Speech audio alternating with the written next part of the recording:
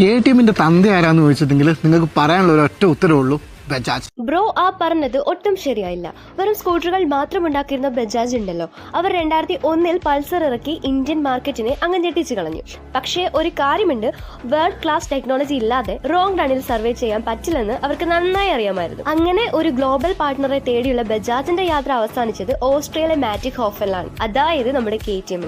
2007 KTM സാമ്പത്തികമായി വലിയൊരു ക്രൈസിസിൽ നിൽക്കുന്ന ടൈം. ആ അവസരം ബജാജ് കൃത്യമായി ഉപയോഗിച്ചു. KTMന്റെ 14% ഷെയർ വാങ്ങി തുടങ്ങിയ ബജാജ് എന്നത് 48% വരെ എത്തിച്ചു നിൽക്കുകയാണ്. അതോടെ KTMന്റെ തലവര തന്നെ മാറി. ഇന്ത്യയിലെ ചക്കൻ പ്ലാന്റിൽ KTM ബൈക്കുകൾ നിർമ്മിക്കാൻ തുടങ്ങിയതോടെയാണ് കുറഞ്ഞ വിലയിൽ വേൾഡ് ക്ലാസ് ബൈക്കുകൾ നമുക്ക് കിട്ടി തുടങ്ങിയത്. 2012 അതായിരുന്നു ആ ടേണിംഗ് പോയിന്റ്. ഡ്യൂക്ക് 200നെ ബജാജ് ഇന്ത്യയിൽ കൊണ്ടുവന്ന ആ വർഷം നമ്മൾ ഇതുവരെ കണ്ടിട്ടില്ലാത്ത ആക്സിലറേഷൻ, പവർ, അഗ്രഷൻ എല്ലാം കണ്ട് ശരിക്കും ഞെട്ടിപ്പോയി. ഇന്ന് നമ്മൾ കാണുന്ന പല ബജാജ് ബൈക്കുകളിലും ഓടുന്നത് KTMന്റെ ആ ഒരു ഹൃദയമാണ്.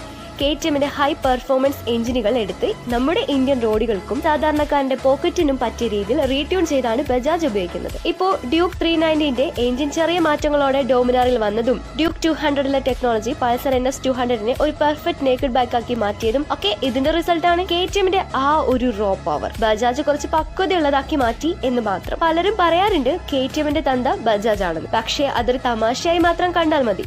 ഇതൊരു തന്ത മകൻ ബന്ധമല്ല, മറിച്ച് ലോകം കണ്ട ഏറ്റവും വലിയ ബിസിനസ് പാർട്ണർഷിപ്പാണ്. KTMന്റെ പൊട്ടൻഷ്യൽ എന്താണെന്ന് അറിയണമെങ്കിൽ നിങ്ങൾ ട്രാക്കിലേക്ക് നോക്കണം. ലോകത്തിലെ ഏറ്റവും കടുപ്പമേറിയ ഡക്കാർ റാലിയിൽ തുടർച്ചയായി 18 തവണ കിരീടം ചൂടിയ ചരിത്രമുണ്ട് KTMന്.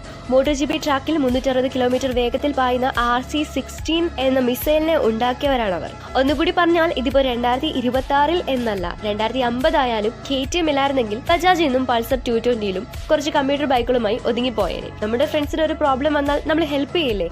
ഇതിനെയും അതുപോലെ കണ്ടാൽ പോരെ? വെറുതെ എന്തിനാണ് KTM ബജാജ് പാർട്ണർഷിപ്പിന് വേറെ ലേബിൾ കൊടുക്കുന്നത്?